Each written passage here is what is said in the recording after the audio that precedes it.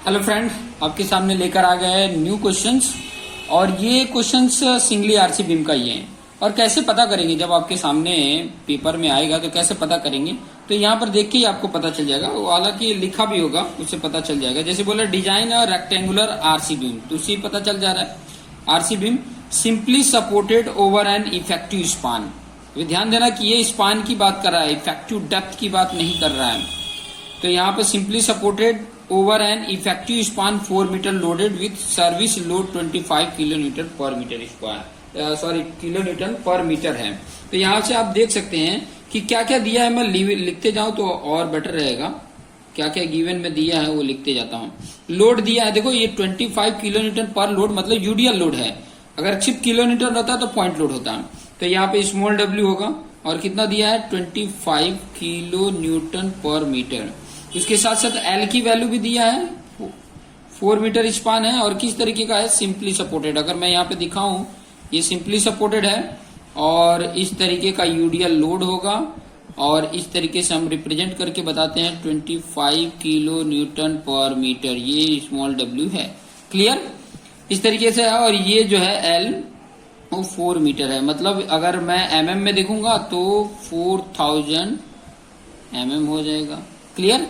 तो यहाँ पे लिख भी सकता हूँ ना मैं 4000 mm। मीटर को अगर मैं mm में चेंज करता हूँ तो ये मेरा L हो जाएगा।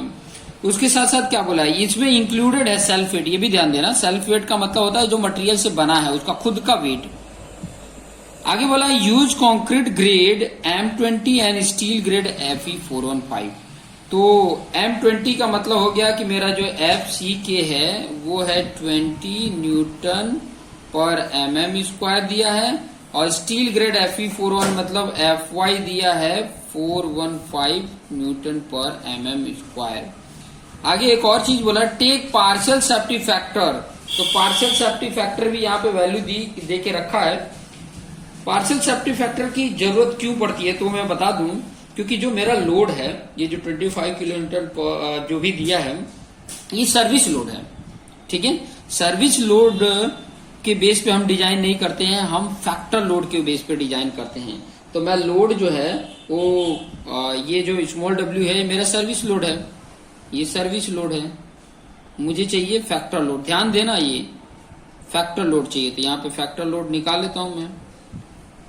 इसी के लिए जरूरत पड़ता है फैक्टर लोड। स्मॉल डब्ल्यू क्या हो जाता है कि जो मेरा ये दिया है उसमें पार्शियल सेफ्टी फैक्टर का मल्टीप्लिकेशन कर देना। ये मेरा पार्शियल सेफ्टी फैक्टर जो दिया है उसका मल्टीप्लिकेशन क्यों किया जाता है वो भी देखो। मैं इसलिए मल्टीप्लिकेशन करने पे क्या हो जाएगा, ज्यादा हो जाएगा। मतलब हम जो डिजाइन करेंगे जितना लोड है उससे और ज्यादा समझ के करेंगे, क्योंकि फ्यूचर में मान लीजिए कि कोई कारणवश अगर ज्यादा हो जाता है तो भी इसके ऊपर फर्क नहीं पड़ेगा। ये कारण है कि हम मल्टीप्लिकेशन करते हैं, ठीक है। लेकिन जब स्ट्रेंथ का करते हैं तो जितना स्ट्रेंथ होता है उससे कम एज्यूम करके हम डिजाइन करते हैं। मान लीजिए कि स्ट्रेंथ उसका 50 न्यूटन पर mm स्क्वायर है तो हम उसको पार्शियल सेफ्टी फैक्टर से डिवाइड करते हैं और डिवाइड करने पे जो आता है वो वैल्यू पे हम डिजाइन करते हैं, मतलब कम पे डिजाइन करते हैं। समझ में आया। जैसे कि अगर मुझे किसी के सामने अपने पावर को आंकना है तो मैं सोचूंगा कि मेरे कम पावर में अगर ये हार जाता है तो समझ लो कि अभी तो मेरे पास और भी ज्यादा पावर है। तो बात ये है, ठीक है। तो ये मेरा लोड करने पे ये मल्टीप्लिकेशन करेंगे तो मल्टीप्लिकेशन करने पे मैं कैल्कुलेशन कर लेता हूँ 37.5 किलो न्यूटन पर मीटर आ गया, ठीक है। स्मॉल डब्ल्यू ये फैक्टर लोड है, क्लियर। उसके बाद अगर आप ध्यान देंगे तो बी भी दे दिया है, विड्थ ऑफ बीम बी दे दिया है, ठीक है। हालांकि ये भी कई बार कैलकुलेट करने की, इसके प्रीवियस वाले में आप देखे होंगे कि ये भी कैलकुलेट करने की जरूरत पड़ती है, लेकिन यहाँ पे ऑलरेडी दिया है। और जब भी डिजाइन की बात करता है तो ध्यान देंगे कि डिजाइन में हमें वही उस सेक्शन का विड्थ है, डेप्थ है, कितने number of steel bar use करना है, यही फाइंड आउट करना होता है। ऐसी फाइंड आउट करने के लिए सबसे पहले मुझे एमयू फाइंड आउट करना होता है। अब देखिए एमयू की कई बार दिया रहता है, यहाँ एमयू न दे करके यहाँ पर क्या दे दिया था, लोड दे दिया था। अब लोड के बेस पे देखिए यूडीएल लोड है, सिंपली सपोर्टेड बीम है, तो इसके बेस पे मोमेंट, रजिस्टिंग मोमेंट जो होता है एमयू वो क्या होता है WL² अपॉन 8। ये आप लोगों ने स्ट्रक्चर मैकेनिक्स 2 में भी पढ़ा है, 1 में भी पढ़ा है। ठीक है, WL²/8। तो मैं W की वैल्यू तो ये आ गया 37.5 किलो न्यूटन है। तो क्या करेंगे, अगर किलो न्यूटन ही रहने तो बाद में हम चेंज कर लेंगे। और L है 4 का स्क्वायर और डिवाइड बाय 8 है। तो इसको मैं पहले 4 का स्क्वायर 16 का इसमें मल्टीप्लीकेशन कर दो, या 8 2 जा कर दो। ठीक है, 2 से इसका मल्टीप्लीकेशन कर दोगे तो कितना हो जाएगा, 37.5 2 जा 75 किलो न्यूटन। देखो मीटर स्क्वायर और इसका ही मीटर कैंसिल हो गया तो इंटू मीटर आ गया। तो ये ध्यान में रखना, यूनिट मोमेंट, रजिस्टिंग मोमेंट का ये यूनिट भी होता है।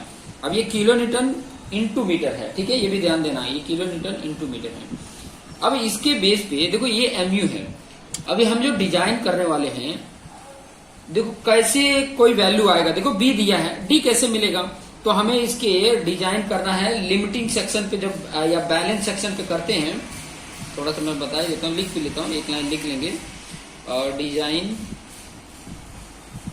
एज बैलेंस सेक्शन बोलो या तो लिमिटिंग सेक्शन। ठीक है, हम जो भी डिजाइन करते हैं उसी के बेस पे करते हैं। लिमिटिंग सेक्शन, सेक्शन हमारा लिमिटिंग है, बैलेंस पे है। तब मेरा थोड़ा सा ध्यान देंगे कि MU लिमिट, MU जो होता है वो मेरा MU लिमिट हो जाता है। और इसका जो फॉर्मूला है MU लिमिट अपॉन FC के BD² इक्वल टू, जब मेरा FY 415 हो तो उसके बेस पर ये वैल्यू आती है 0.138। और जो इसके नीचे FC के BD² है वो इधर मल्टीप्लीकेशन हो जाएगा FC के इंटू B इंटू D²। और ये कहाँ पे है ये भी मैं बता देता हूँ। ये आपको मिलेगा SP 16 पेज नंबर 10 पे। और टेबल नंबर C देख लीजिए, टेबल नंबर C देखेंगे तो वहां पर आपको दिखेगा। ठीक है, और कैसे दिखेगा, ये वाला पूरा पार्ट जो है ना वो इसके डिवाइड में है।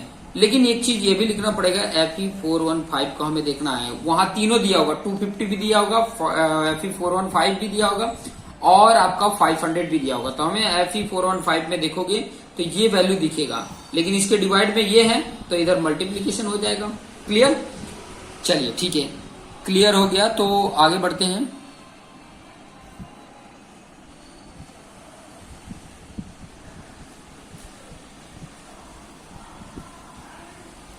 तो आप ये वाला अगर पेज पे देखेंगे तो ये आपको दिखेगा। ध्यान रहिएगा कि ये देखेंगे तो आपको पता चल जाएगा। उसके पहले वाले में तो मैंने आपको कोड में भी दिखाया था। अब यहाँ पे देखिए MU मेरा MU लिमिट हो जाता है और जो मेरी वैल्यू आई देखिए 75 किलो न्यूटन इंटू मीटर था। तो 75 किलो न्यूटन को मुझे न्यूटन में बनाना पड़ेगा और मीटर को mm में। ये 10⁻³ और इसका 10⁻³ mm में हो जाएगा तो 10⁻6 हो जाता है। मैंने यहाँ 10⁻6 लिख लिया और यहाँ पे है 0.138। FC के मेरा 20 है और B मेरा 250 दिया है। D² नहीं पता है। क्लियर, क्योंकि D मुझे पता करना है। तो ये सारी वैल्यू मैं इधर डिवाइड करूंगा और रूट में कर दूंगा तो मुझे वैल्यू मिल जाएगी। और मुझे D² की वैल्यू जो आ रही है ये D², ये सारा वैल्यू मल्टीप्लीकेशन करके इधर डिवाइड करेंगे तो मेरी वैल्यू आ रही है 108,695.65 इतना आ रहा है। फिर रूट निकाल रहे हैं तो D की वैल्यू कितनी आ जा रही है 329.70 mm। ठीक है, सब mm में। तो मैं अप्रोक्सीमेट इसको ले लेता हूं, कितना ले लेता हूं 330 mm ले लिया। ठीक है, D मिल गया, B और D मिल गया, मतलब मेरा सेक्शन हो गया काम। अब बात आएगी कि मुझे कितना एरिया ऑफ स्टील यूज करना है वो फाइंड आउट करना पड़ेगा कि एरिया ऑफ स्टील कितना यूज करना है। तो वो कैसे फाइंड आउट करेंगे वो भी देख लीजिए। ठीक है, टू फाइंड AST और AST के बेस पे हम बताएंगे कि कितने number of bar steel bar उसमें यूज कर सकते हैं। क्लियर, जैसे ये तो आपको फ्रंट में दिख रहा है बट यहाँ पर इसमें कितने नंबर ऑफ बार, क्योंकि अभी यहाँ पे देखेंगे तो ये सेक्शन होगा इस तरीके का आपके पास सेक्शन होगा तो इसमें कितने नंबर ऑफ बार, मतलब इस तरीके का सेक्शन आएगा तो यहाँ पे कितने नंबर ऑफ बार यूज करेंगे यहाँ पर। तो ये area of steel find out करेंगे। तो area of steel find out करने के लिए जो सिस्टम है वो बता रहा हूं। सबसे पहले आप फाइंड आउट करना MU/BD², क्योंकि B और D मिल गया, MU दिया ही है, मतलब MU भी तो हमने फाइंड आउट किया है। तो MU की वैल्यू कितनी थी 75 इंटू 10⁻⁶, B की वैल्यू 250 और D की वैल्यू 330 स्क्वायर। ठीक है, ध्यान देना ओवरऑल डेप्थ नहीं है, इफेक्टिव डेप्थ है। अब इसको कैलकुलेट करेंगे तो इसको कैलकुलेट करने पे जो वैल्यू आ रही है वो आ रही है 2.76। उसके बाद जैसे ये MU अपॉन BD स्क्वायर की ये वैल्यू आती है तो इसी के बेस पर मैं PT फाइंड आउट करता हूं। PT परसेंटेज में मिलेगा, ये कहां पे मिलेगा वो भी मैं बता देता हूं। ये भी वैल्यू है, जैसे ये वैल्यू आया 2.76 तो आपको जाना है SP16 पेज नंबर 48 पे देखना है। ठीक है, SP16 पेज नंबर 48 पे देखेंगे कि PT और FY जो है 415 पे देखेंगे और MU अपन BD स्क्वायर की वैल्यू 2.76 में देखना है और FE 415 में देखोगे तो परसेंटेज आ जाएगा PT का 0.955%। इतना परसेंटेज आ जाएगा। क्लियर, ये परसेंटेज आ गया। अब ये परसेंटेज बताता है कि जो B इंटू D एरिया है उसका इतना परसेंटेज हमें AST लेना है।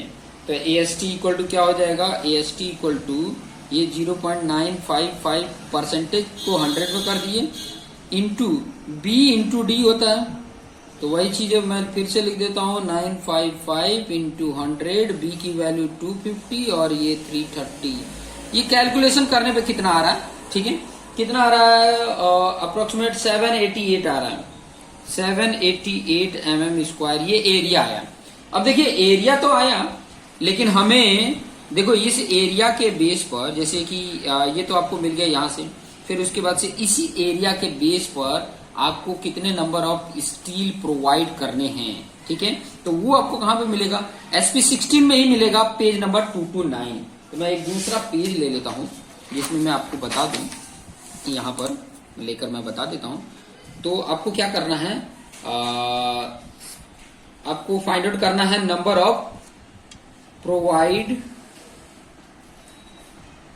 कितने नंबर ऑफ स्टील, तो उसको चेक करने के लिए मुझे SP16 में पेज नंबर 229 देखना पड़ेगा। ध्यान रहे कि उसके लिए क्राइटेरिया क्या होती है वो मैं आपको कोड में ही दिखा दूं तो और बेस्ट रहेगा। क्या ध्यान में रखना है, देखो एरिया ऑफ स्टील मेरा कितना आया है, यहीं पे साइड में लिख दूं कितना आया, 788 mm स्क्वायर।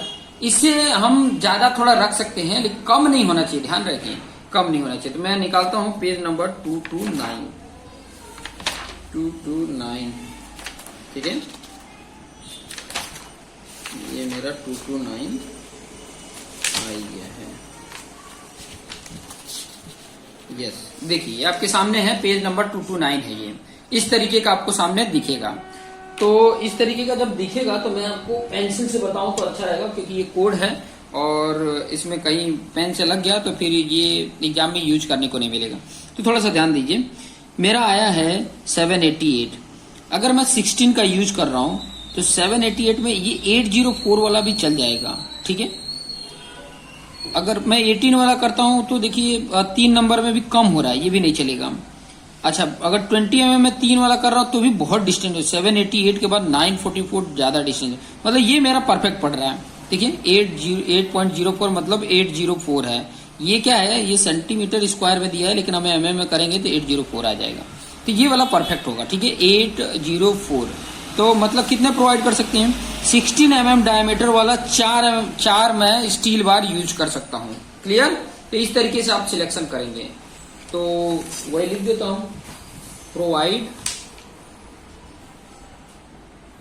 4 नंबर और 16 लिखने का तरीका है 1655 मतलब होता है डायमीटर, 16 mm डायमीटर, जिसकी एरिया कितनी हो जा रही है 804 mm स्क्वायर। क्लियर, अब इसका इफेक्टिव जो कवर है वो भी प्रोवाइड कर सकते हो। तो कंसीडर कर लेने का या एज्यूम कर लेने का, कंसीडर इफेक्टिव कवर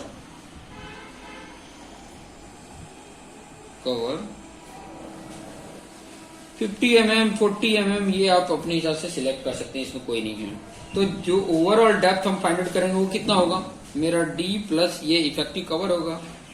तो D तो आया 330 और ये 50, ये दोनों को ऐड कर देंगे तो 380 mm हो जाएगा। ये कैपिटल D जिसको ओवरऑल डेप्थ बोलते हैं, स्मॉल d मिल ही गया है।